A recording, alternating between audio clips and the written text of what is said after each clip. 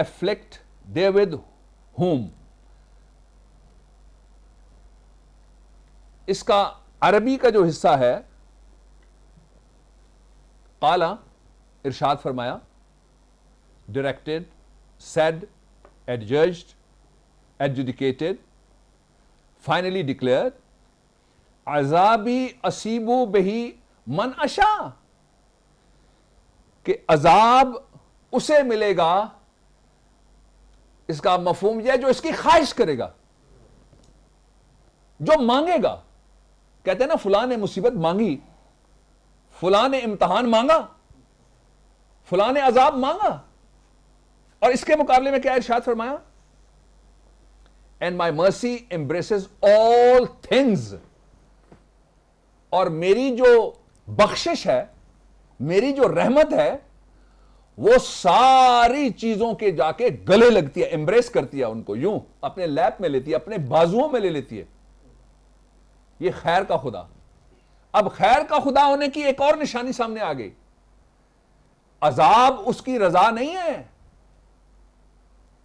اس کی رضا تو رعایت ہے, اس کی رضا تو محبت ہے. عذاب اس کے لیے, تکلیف اس کے لیے جو اس کی خواہش کرتا ہے. خواہش کون کرتا ہے؟ جو بغاوت کرتا ہے. بغاوت کون کرتا ہے؟ جو اس قانون کو نہیں مانتا.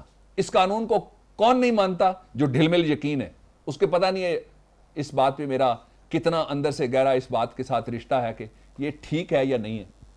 اگر ٹھیک ہے تو پھر ماننا چاہیے. ٹھیک سے کوئی راستہ نہیں ہے, مفر نہیں ہے. ٹھیک سے کوئی بریت نہیں ہے, ٹھیک سے کوئی بچت نہیں ہے. اس کے لیے صرف ایک آپشن رب العزت نے دی ہے, اور وہ آپشن یہ ہے کہ you have, if you believe follow it, if you love it show your love, if you trust it practice on this. Very straight law. I take you another portion of this. And my mercy embraces all things. اب اللہ رب العزت کی رحمت صرف بندوں کے لیے نہیں ہے. اگر صرف بندوں کے لیے ہوتی, آگے چل کے اس کی وضاحت بھی ایک جگہ آئے گی. ہو سکتا ہے کہ آج یہ مضمون ختم نہ ہو, اس پہ دوسری گفتگو میں کروں گا, دوسرا لیکچر جب ہوگا تو وہ وضاحت بھی سامنے آ جائے گی. اللہ رب العزت نے جو لفظ استعمال کیا وہ یہ ہے کل شیء, ایوری تھنگ. ایوری تھنگ میں روزگار بھی ہے, ایوری تھنگ میں ایجوکیشن بھی ہے, ایوری تھنگ میں مستقبل بھی ہے, ایوری تھنگ میں کاروبار بھی ہے, ایوری تھنگ میں دنیا داری بھی ہے, ایوری تھنگ میں گورننس بھی ہے, ایوری تھنگ میں تبلیغ بھی ہے, اور ایوری تھنگ میں وہ سارا جو ہم کرتے ہیں جائز, وہ سارا شامل ہے.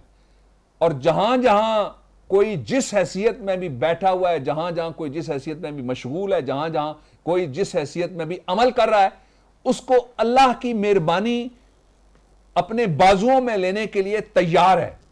عذاب اس کے لیے جو اس کی دعوت دیتا ہے, عذاب اس کے لیے جو مانگتا ہے, امتحان اس کے لیے جو وہ طلب کرتا ہے, جو اس کی غیرت کو للکارتا ہے, جو اس کی مہربانی کا طلبگار ہے, اس کے لیے مہربانی باہیں کھول کے اس کے آگے پیچھے ہے. صرف آنکھیں چاہیے اس کو تلاش کرنے کے لیے, صرف خواہش چاہیے اس تک پہنچنے کے لیے, اللہ کی مہربانی کے بازوؤں تک پہنچنے کے لیے. آگے آتا ہے that mercy I shall ordain for those who are muttaqin and give zakat. اب یہ اس مضمون کی انتہا ہے کہ یہ کون لوگ ہیں جن کے لیے یہ ساری میں نے نعمتیں رکھی ہوئی ہیں.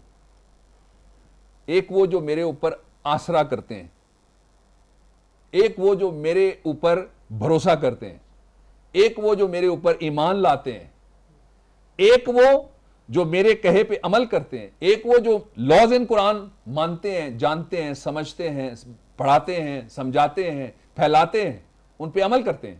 ایک وہ ہوگی قسم. اور دوسرے کون لوگ ہیں؟ بہت آسان کام ہے, اینڈ گیو زکات. اتنی لمبی تفصیل کے ساتھ مقابلہ ذرا دیکھ لیجئے. متقین پوری زندگی کے سارے اعمال ایک طرف,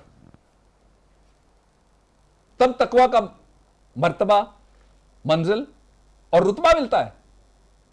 اور اس کے مقابلے میں یہ ساری تفصیلات ایک طرف رکھ کے اللہ رب العزت ارشاد فرماتے ہیں ڈسجنکٹیو ہے آیت, اینڈ گیو زکات. دوسری طرف صرف کیا کرتے ہیں؟ زکوٰۃ دیتے ہیں۔ اب اللہ رب العزت کو غربت سے انسانوں کو بچانے کی کتنی زیادہ فکر ہے، معذوری اور مجبوری سے بچانے کی کتنی زیادہ فکر ہے، بیماری اور لاچاری سے بچانے کی کتنی زیادہ فکر ہے، ان کو پریشانی اور ڈپریشن سے نکالنے کی کتنا زیادہ کنسرن ہے کہ ایک طرف اتنے بڑے درجات والے لوگوں کو رکھ کے ساتھ دوسری طرف صرف ایک ضرورت ہے، اینڈ گیو زکات۔ وہ جو زکات دیتے ہیں وہ اس درجے پہ چلے گئے۔ And those who believe in our آیات، اس کی بھی میں تھوڑی سی وضاحت آیت کی لفظ آیت کی آپ کے سامنے رکھنا چاہتا ہوں کہ آیت سے اللہ رب العزت کا مطلب اور مفہوم کیا ہے، اللہ کی آیت کیا ہے۔ ایک آیت وہ ہے جس کو ہم قرآن کی آیت کہتے ہیں، اور آیت کے جو لغوی معنی اور اصلی معنی ہیں وہ یہ ہیں: ایویڈنس، شہادت، پروف، ثبوت، ورسز آیت قرآن حکیم کے معنوں میں لیسنز، سبق، سائنز، اس کی نشانیاں، اور ریولیوشنز، وہی، اس میں یہ کتاب بھی شامل ہو جاتی ہے۔ اب اس کو تھوڑا سا سم اپ کر لیتے ہیں کہ آیت، اللہ کی آیت سے مراد کیا ہے۔ اللہ کی آیت سے مراد پہلا تو یہ ہے کہ اس کی ربوبیت کے جتنے ثبوت ہیں وہ سارے اللہ کی آیتیں ہیں۔ وما من دابۃ فی الارض الا علی اللہ رزقھا، کہ دنیا میں کوئی چیز بھی یوں چلنے پھرنے رینگنے والی نہیں ہے جس کے رزق کا ذمہ اللہ رب العزت نے اپنے ذمہ نہ رکھا ہوا ہو، اپنے اوپر لیا ہوا نہ ہو، اور اللہ تعالیٰ کے اوپر ذمہ داری نہ ہو کہ اس کو مہربانی اور بات، ذمہ داری، ڈیوٹی، باؤنڈڈ ڈیوٹی، کہ جس نے کھانا ہے اس کو دینا میں نے ہے۔ یہ رب کی شان ہے۔ یہ کیا ہے؟ یہ ثبوت ہے۔ ہمارے پیارے ہمارے ساتھ ہوتے ہیں، جا رہے ہوتے ہیں، کچھ ہوتا ہے، اگلے لمحے وہ نہیں ہوتے۔ یہ کیا ہے؟ ایویڈنسز ہیں کہ جان دینے والا لیتا کس طرح ہے۔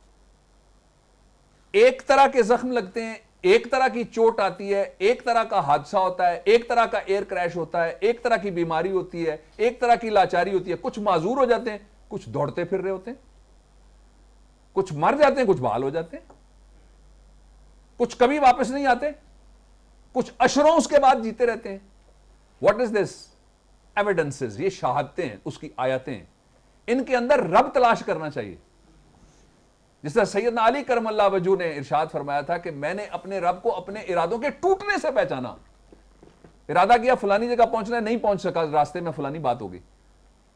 ایک اگلا ورسز جو قرآن ہے وہی ہے، یہ اللہ رب العزت کی آیت ہے، یہ اس کی نشانی ہے، اس لیے کہ وہ اپنا پیغام without interpolation, without addition omission, کسی تحریف کے بغیر اپنے انبیاء پہ پہنچانے کے لیے جو رابطہ استعمال کیا گیا تھا وہ دنیاوی رابطہ نہیں تھا، وہ آسمانی رابطہ تھا، وہ انسانی رابطہ نہیں تھا۔ وہ فرشتے تھے جو بے غرض ہیں، بے لاگ ہیں، بے لوس ہیں، ان کا اس دنیا کے ساتھ کوئی تعلق نہیں ہے۔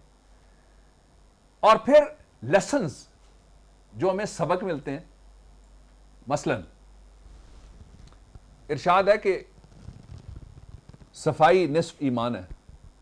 جن لوگوں کے باتھ روم صاف ہوتے ہیں، جن لوگوں کے گھر صاف ہوتے ہیں، جن کے کچن صاف ہوتے ہیں، جن کے برتن صاف ہوتے ہیں، جس کے دانت صاف ہوتے ہیں، جس کے ہاتھ کھانے سے پہلے صاف ہوتے ہیں، وہ صحت مند رہتا ہے۔ یہ کیا ہے؟ یہ سبق